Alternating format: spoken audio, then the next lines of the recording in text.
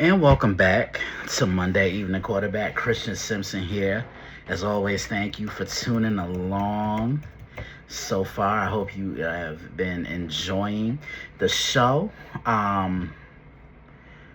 Discuss what caught my eye in college football. Now it's time to look ahead to the NFL. And as always, it was a wild week in the National Football League. When isn't it? I did absolutely horrible in my weekly picks.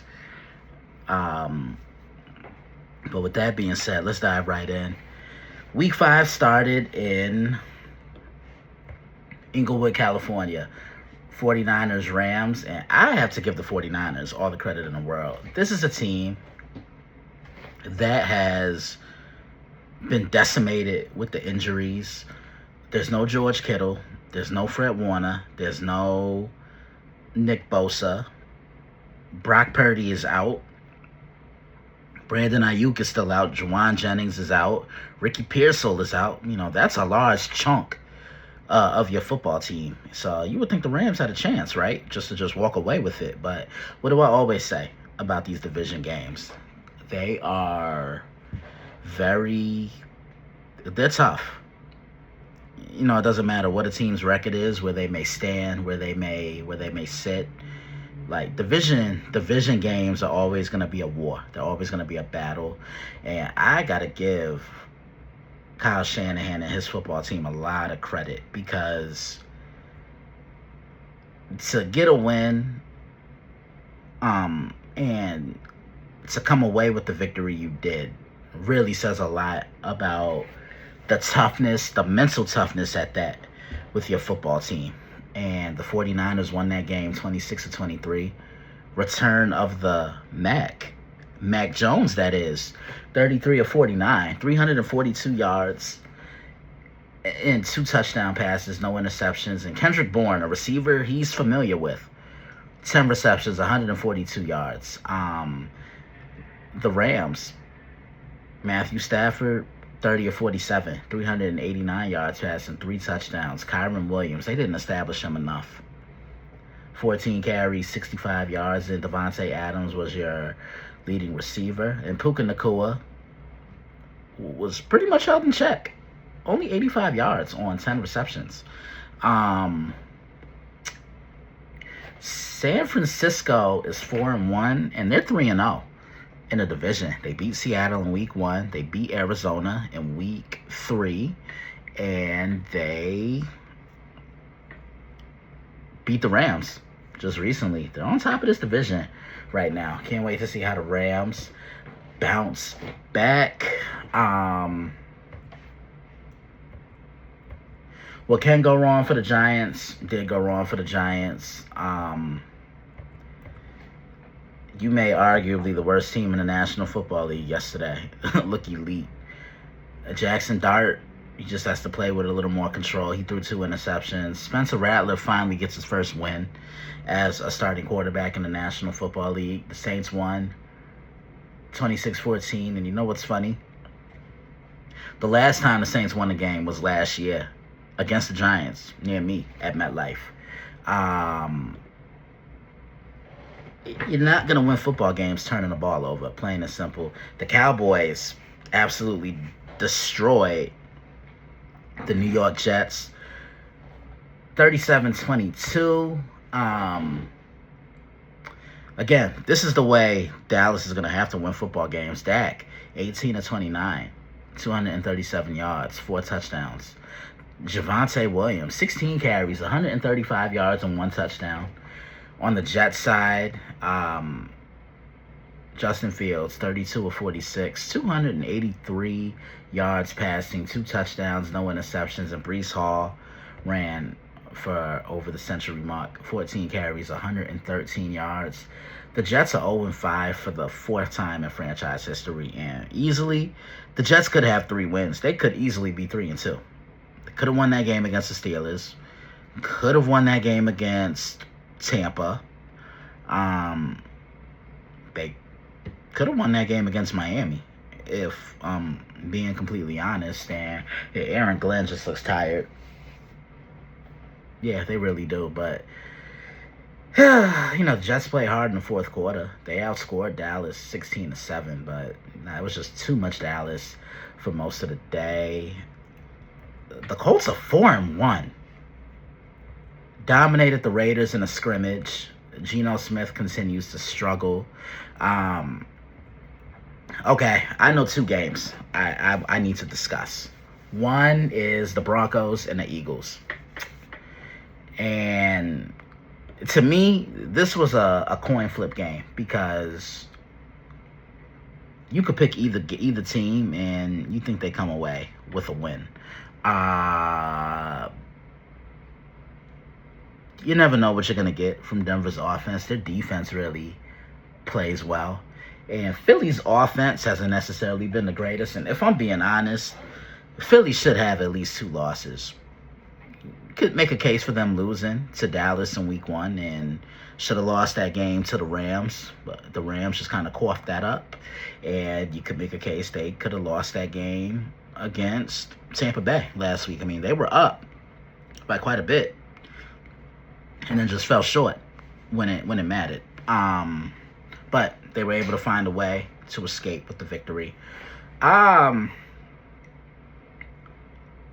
Saquon Barkley has been kept in check, and you got to give a lot of the defenses that are playing the Eagles all the credit in the world because they're pretty much saying anybody but number 26. Like, he's not going to beat us.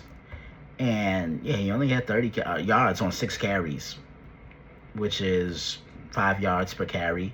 Jalen Hurts had a good game, and I know there's all this talk about, the dysfunction within the Eagles offense. Jalen's not airing the ball out. Devontae Smith had himself a hell of a game yesterday. 8 receptions, 114 yards on 10 targets. A.J. Brown, I think they need to get him involved a little bit more. And Matt Ryan was saying this on the NFL Today. Like, one thing I saw Minnesota do when they played Cleveland yesterday in London was they lined Justin Jefferson in the backfield, pretended they were using play action, and then got him the ball in space. Again, you got to find different ways to get your playmakers the ball. Or line them up in a slot because I don't see anybody. I don't see a nickel or anybody that can line up and try to defend A.J. Brown because he's so physical of a wide receiver. This is such a big win for the Denver Broncos. After losing 2 in a row, they've won their last 2 games. And again, it's tough for those West Coast teams to come across the country and play in that 1 o'clock window and play on the East Coast.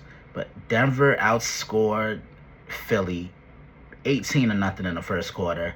They win this game 21-17. Denver's defense, they're one of the best in the league. And toward the end, you could just tell Sean Payton outcoached circles around Nick Sirianni. Bo Nix was 24-39, 242 yards passing with 1 touchdown.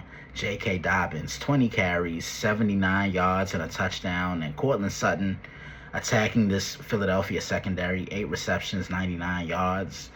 No touchdowns, but Evan Ingram caught the lone passing touchdown from Bo Nix. Philly plays with their food a little too much, and today it cost them.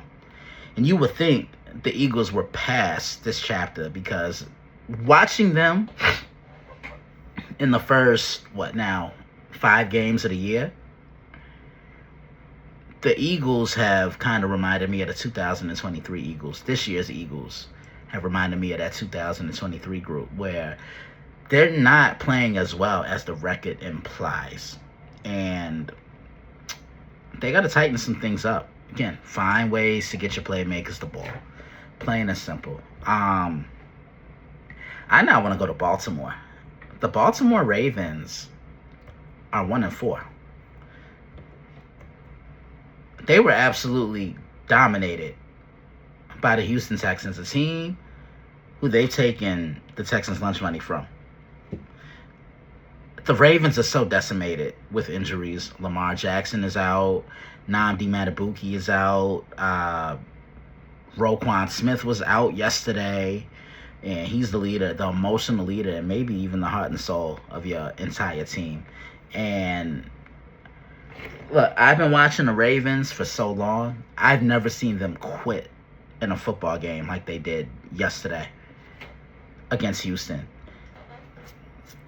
This could be the game where C.J. Stroud turns it around and gets it together.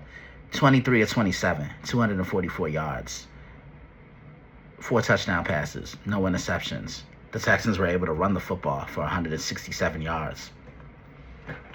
Historically, when you think of Ravens football, you think of them being able to always stop the run, clog up lanes, stop the run. And they haven't been able to do that. The Ravens are soft. Plain and simple. Yeah, Baltimore is soft. And even with Cooper Rush, who's not a bad backup, because I certainly don't think he's a starter in the league. But even with Cooper Rush, you would think, okay, this could be the game we could unleash the beast, that grown man, Derrick Henry. And what do I always say? You got to feed Derrick Henry between 21 to 25 times. He only touched the ball 15 times yesterday for 33 yards. Cooper Rush threw 3 interceptions. Houston dominated this game 44-10. I actually put something on the site today about the Ravens. It's called Flock Down. So make sure you're on the lookout for that. The Panthers came away with one. 27-24. Look, they play hard. I got to give them that. And Rico Dowdle, 23 carries, 206 yards. He ran circles through this Miami defense. I can't believe Arizona lost that game. Again, it's not how you start, it's how you finish. And Arizona, Cam Ward finally got his first win as a starting quarterback in the NFL. 22-21. The game of the day took place in Seattle. I previewed this one, and I just want to say this. Can the Seattle Seahawks, can they just make those throwbacks that they wore, like the new permanent uniforms? Because I love those. I think that might be my favorite throwback in the league, next to the Philadelphia Eagles, Kelly Green. What a game this was. Was thrilled to have previewed it. You talk about a back-and-forth affair. Baker Mayfield and Sam Darnold are always going to be linked to one another with being drafted, same draft class. Yeah, Seattle looked to be in control of this game, but you got to give Tampa a lot of credit. They fought. This is a big win for them. Like, the Tampa Bay Buccaneers, I think, needs to be mentioned as one of the NFC's elite. You know, we talk about Philly. You know, we talked about Green Bay, and Green Bay has kind of regressed a little bit. But, nah. You know, Tampa Bay, they're just as good as who I mentioned, I feel. Baker Mayfield, 29-33, 379 yards passing and 2 touchdowns. Rashad White ran the ball 14 times for 41 yards. So give Seattle credit. They held Tampa Bay as a team to 56 yards rushing. Sam Darnold, 28-34, 341 yards passing, 4 touchdowns, and he threw a very costly interception late in the fourth quarter after the game was tied. This gave Tampa Bay the ball back, and Tampa left Seattle with a 38-35 victory. What a game. Jackson, both the former Ohio State wide receivers really balled out in this one. Emeka Egbuka, 7 receptions, 163 yards, and 1 touchdown. I picked him to win Offensive Rookie of the Year, and so far he's looked great. Jackson Smith and Jigba, 8 receptions, 132 yards, and 1 touchdown. What a game. Probably one of the best I've seen all year long. And the Washington Commanders getting a big win on the road, again, across the country, going to Los Angeles. So after that 3-0 start, the Chargers have kind of come back down to reality. Very interesting. Definitely a very interesting way to definitely an interesting way, another interesting week, excuse me, of NFL of NFL action. The NFL creates its own type of madness. It just seems, and yeah, that's the thing.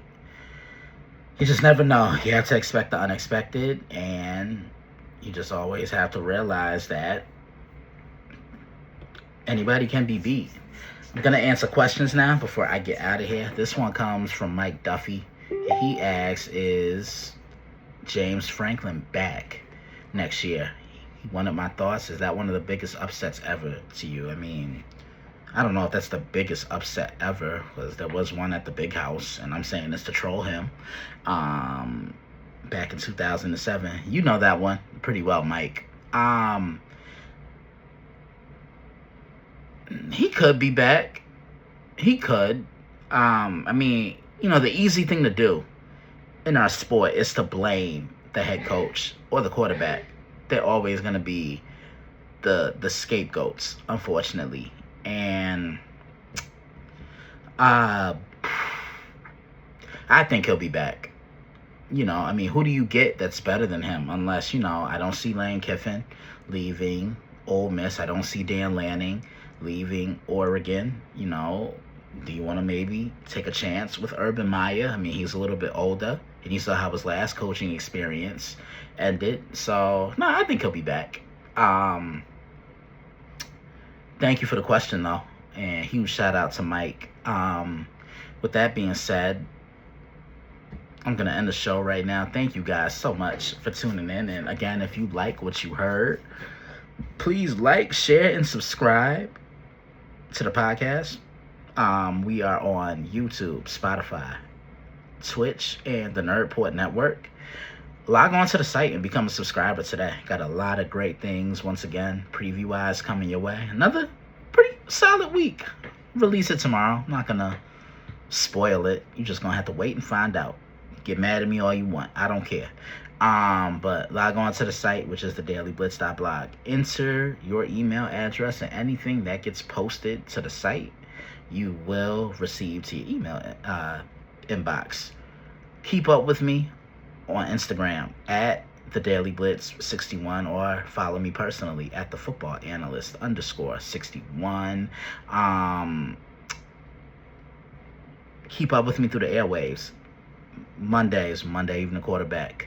And you can also catch me on Prime Sports World with every Monday night and Tuesday night. Monday, we recap the previous week of NFL action. Tuesday, we look back at Monday Night Football. We give out a game ball, and then we look ahead to the up-and-coming week of NFL action. Give our game picks. So every Monday night and Tuesday night, you can catch me on a Prime with David on Point, TJ Hopkins, Israel Rivera, and Matt James. Wednesdays, you can catch me on a betting window with Ronnie Kumpf, John Danzo, Ryan Shaw. Thursday, Snowman in the Morning with my main man, Brian Snow. Friday, College Football Showdown with Israel Rivera and Matt James on Prime Sports World. Thank you to everyone who tuned in. I hope you enjoyed this episode just as much as I have fun recording it. As always, huge shout out to my family, my beautiful mother and my beautiful sister. Love you guys oh so very much. My dad, love you as well, young man. My son, better known as my dog, Siebes, he, look, that's my child. So I can't forget the child. My siblings, Sean, Janice, Tanisha, Daphne, Brandon, and huge shout out to my little brother, Noah. Noah just turned 18 today. I remember when you were born, man, and you're 18. You caught up to me. But happy birthday, man. I hope this is a legendary year for you. Just know your big brother loves you more than you will ever know. Robert Butler, Jason Tyree. Remember, Jason, I got you. Still praying for you. Head up, always. Candace, Kimmel Fryer, Candace Carter, Mike Griffin, Rob Carter, Velo, Alex Bennett. I hope fatherhood is treating you well. Kevin Cooper. Make sure you check out his blog, Baseball Season. He's a baseball purist. Keeping up with the playoffs. Go and check out the catch.blog for all things baseball. His wife, Lynn, their daughter, Evie. Cole Johnson, better known as Coach, our moderator, D. Everyone who I've contributed for in the past and everybody I contribute for now. Giving a huge shout out to you, and just most importantly, you, the person that supported the Daily Blitz from the get-go. The person who, bought a t-shirt, tunes in to every episode of Monday, even a quarterback, or every other show I contribute for you. Check out what's being posted on the site. Thank you so very much for all you do, and all I know you're going to do, and all you've done. Remember, I'm on the Prime for a little bit. Then I will be on Twitter. Chiefs, Jaguars. I think Kansas City wins this game. I think they found their swagger and their mojo last week against Baltimore, and I think they're going to keep their foot on the gas. It's just crazy the difference a healthy Xavier Worthy makes. He is such a difference maker for this Kansas City offense, and he's that one weapon that Patrick Mahomes can lean upon. But yeah, I like Kansas City by 10, 27-17. With that being said, I'm out of here. I'm Christian Simpson. As always, thank you for tuning in. I will be back here next week for another episode of Monday Evening Quarterback. God willing, I will see you then. Have an amazing week. Enjoy Monday Night Football tonight.